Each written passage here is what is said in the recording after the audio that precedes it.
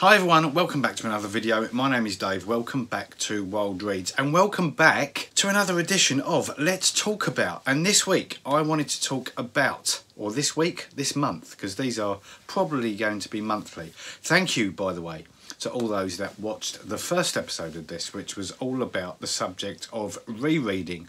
Thank you to Steve Donahue over in Boston for highlighting that I'd made a video on this. And thank you for all the new subscribers that came my way because of that video. It's great to have you here. I hope you will be at home here at Wilde Reads.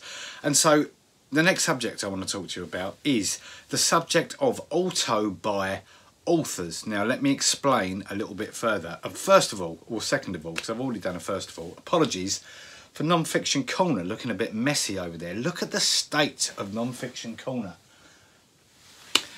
It's a right mess, and I do apologise, and these could do with a bit of tidy up as well. So this is the hardback section, this is the non-fiction section, and all the paperbacks are up there, and the TBR's here. Everything looks a bit of a mess at the moment because I've just been busy, and I've just been neglecting the shelves. So by the time we get to the next video, hopefully it'll look a bit more tidy in here. You don't even want to see the desk. This is my current read, by the way, The Water Cure, Sophie McIntosh, loving it. Let's talk about auto by authors. Now, in a recent video that I made with Vicky had read a book. I can't remember what book it was now. You see, I researched these videos so well. Vicky had read a book, and I happened to say to her, that author has got a backlist of about 6 other titles. Are you going to read them? Because personally, that's what I do. And Vicky's opinion was that no. If she reads a book, even though she's loved that book, she doesn't necessarily check out the rest of that author's work, where I do. I recently read a book by Belinda Bower, who wrote Snap. Sorry for the horrific de-stickering there, look at that, I ruined it. Anyway, I read this book and I noticed, and I really enjoyed it. I know this book is a bit love-hate, and there's a lot of hate for this book. Well, not hate, hate's probably too strong a word. It's a very Marmite book. Some people get it, some people like it, and a lot of people don't. There doesn't seem to be a lot of middle ground on this book. It's one of those books. It's another book like Little Life. You either love it or you hate it. But I noticed here, also by Belinda Bauer, that she's written Blacklands, Dark Side, Finders Keepers, Rubbernecker, The Facts of Life and Death, The Shut-Eye and The Beautiful Dead. And I really want to read those books now because I think that she could become an auto by author. I haven't always had auto by authors.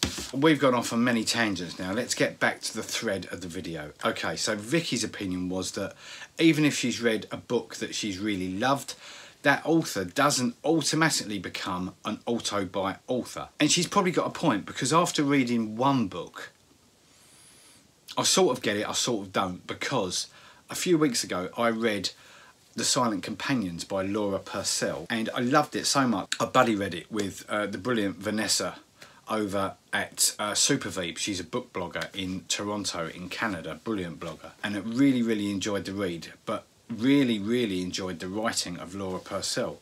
So we were delighted to find out that she had a new book coming out called The Corset, which is going to be on my October TBR, and which I'm also going to be buddy reading with Vanessa. Laura Purcell, I can tell almost immediately that she will become an auto by author for me, because I just, you know how it is, you just connect sometimes with a certain author's style and way with words.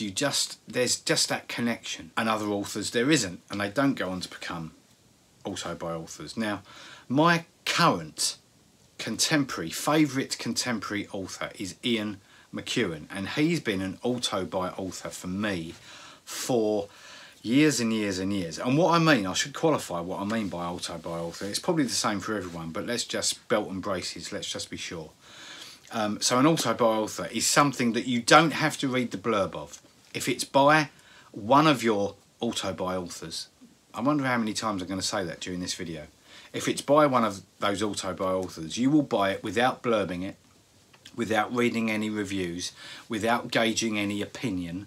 You will just buy it because you know that that author is on your list, is on your auto by list.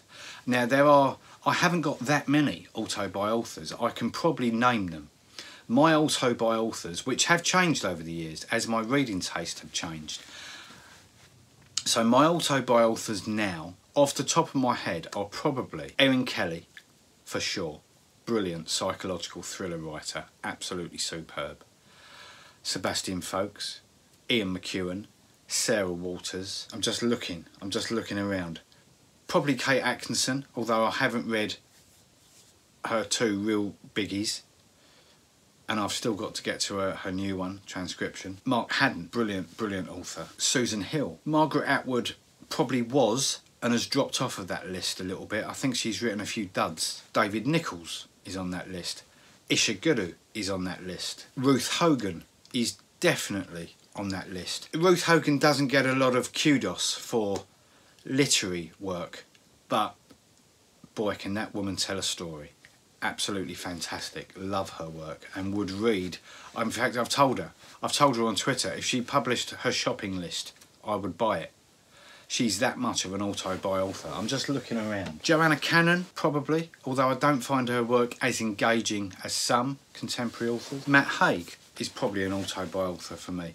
So there are a few. I have got a few. Now, years ago, when I first got into reading, I can remember at school, I didn't really have auto-buy authors. I got into a bit of a science fiction phase because I had a friend at school that that got me into science fiction. So I read Dune, and I read the Empyrean series by an author called Stephen Lawhead. I think it's Stephen Lawhead. And then I got into reading a bit of fantasy, and then I discovered James Herbert. Now James Herbert. Or did I discover James Herbert before that? It's a long time ago. I'm going back a good few years here. And he would become an auto-buy author. As soon as I knew he had a book out, I just had to go and buy it. I didn't blurb it. I didn't read anything about it. There was, of course, no internet back then. Do you remember those days? Oh. And as the authors that I just automatically buy have changed, my reading taste have changed as well. I'm reading now, probably... My reading taste has probably even changed since I've been on BookTube. I think it's just become more nuanced and it's just changed. It's just a little bit more... I don't want to use the word literary because I used to read literary fiction anyway, but I don't think I'm going to be able to get around using that word because it probably is a little bit more literary. George Orwell used to, even though he was dead, he was an auto-buy author for me because I just used to collect Orwell's work. And just lap it up. Used to love it, still do. The point of this video really is to have a conversation, with you guys as well. So do you operate an auto-buy author system? Have you got auto-buy authors that you don't have to know anything about their new book? You just pre-order it. You don't have to read any reviews. You just know you're going to buy it. Have you got those sort of authors? And if you have, tell me about them. I want to know who your auto-buy authors are because in turn, I might discover a new auto-buy author for myself. There is nothing that gives me greater pleasure in my reading life than reading a book that I absolutely love and then discovering this person's got a backlist. I recently did that with Paul Auster. And got a load of Paul Auster books. Now, some of them are a little bit hit and miss, but I do love going on that backlist journey with a particular author. I love it. That is one of the things that keeps me reading because I really love that. So who are your auto-buy authors and have they changed over the years? Let me know down in the comments, right down there. Competition time. My last video, I launched a competition to sort of in a roundabout way celebrate getting to 2,500, but it wasn't just that.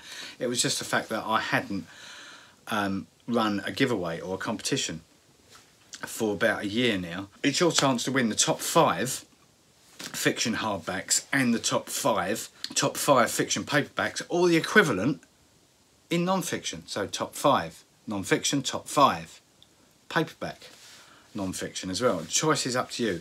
I'll put one of these little YouTube cards up here or up here. It's gonna come in round about now.